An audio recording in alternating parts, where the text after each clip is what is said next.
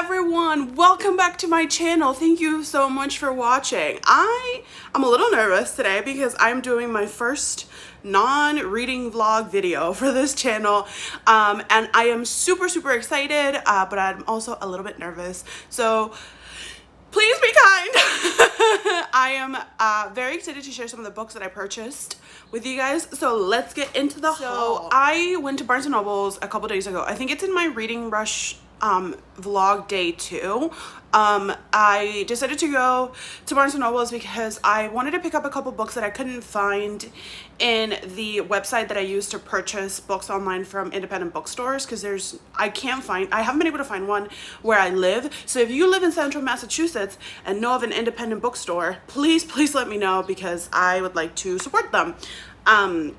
So we just went in and I came out with more than I bargained for, which isn't that the case always at Barnes & Noble's.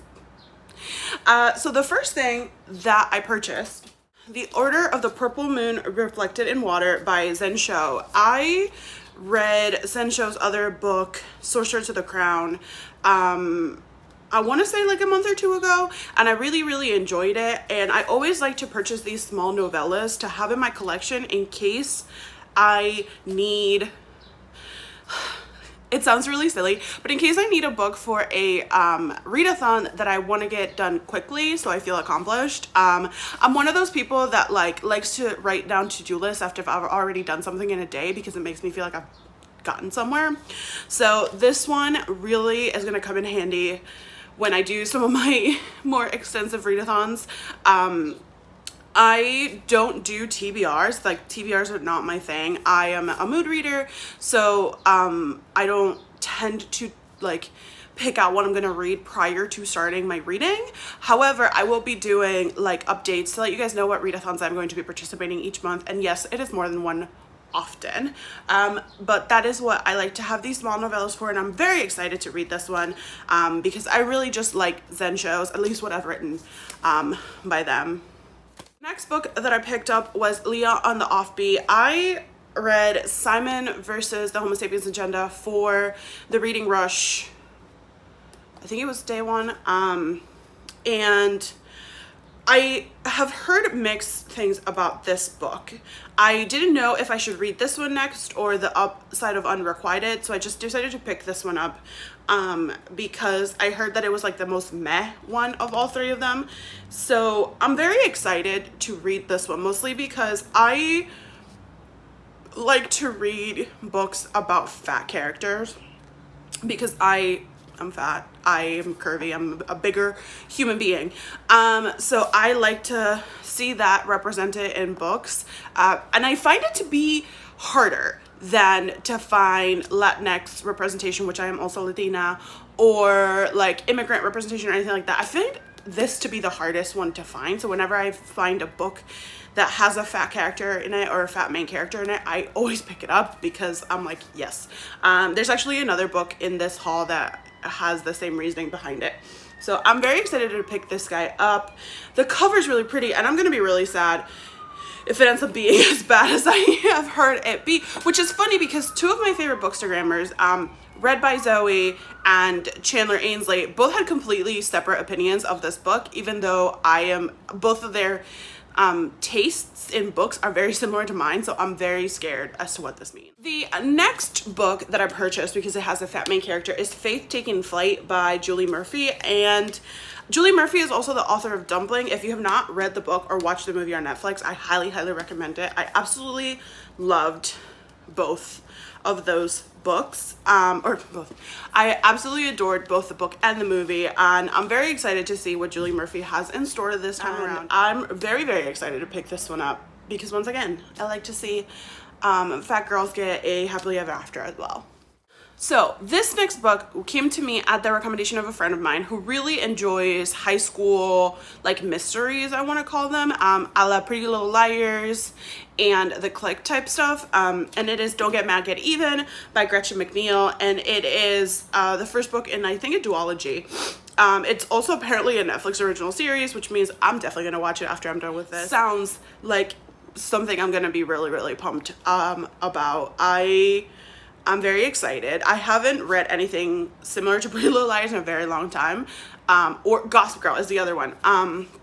So I'm very excited to pick this one up. The last two purchases are finished trilogies, or I guess the other one is just volumes of comics. But this one is a slipcase for the Summer I Turned Pretty by Jenny Han. I adored To All the Boys I've Loved Before. I actually did a 24-hour readathon with To All the Boys I've Loved Before over on my Instagram a few months ago, and I think I might do the same thing for The Summer I Turned Pretty. I'm thinking about doing a poll for you guys to let me know what series of books you want me to do for a 24-hour readathon. I'll explain more how I do them in a different video, but I'm very excited to read this book. I know that this book was super, super popular when I was in high school. However, I never read them.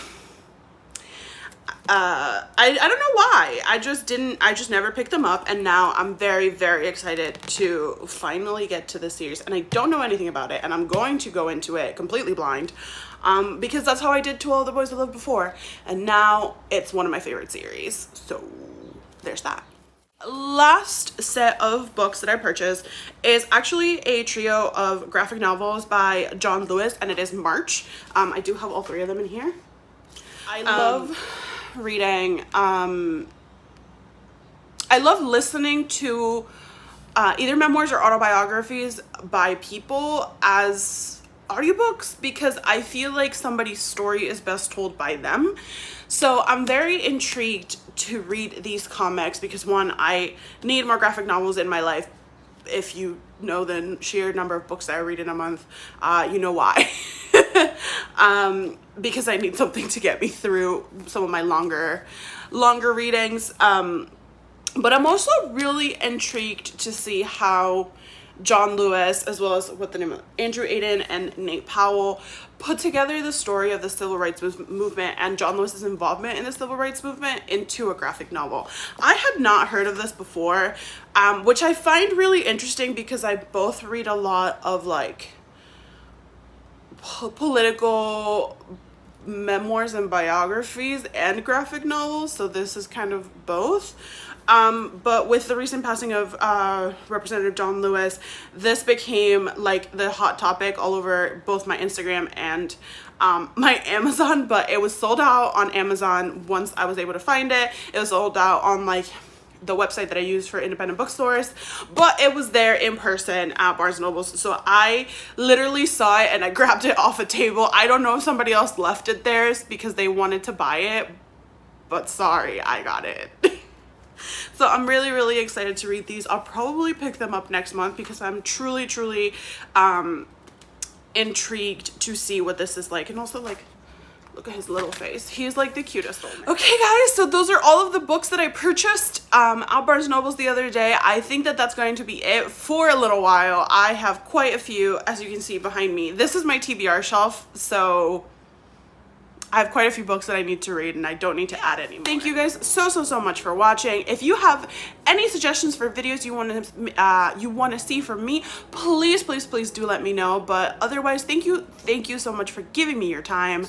I do really appreciate it. If you like me and you like my content, do think about subscribing and liking this video, as well as commenting and sharing with your friends.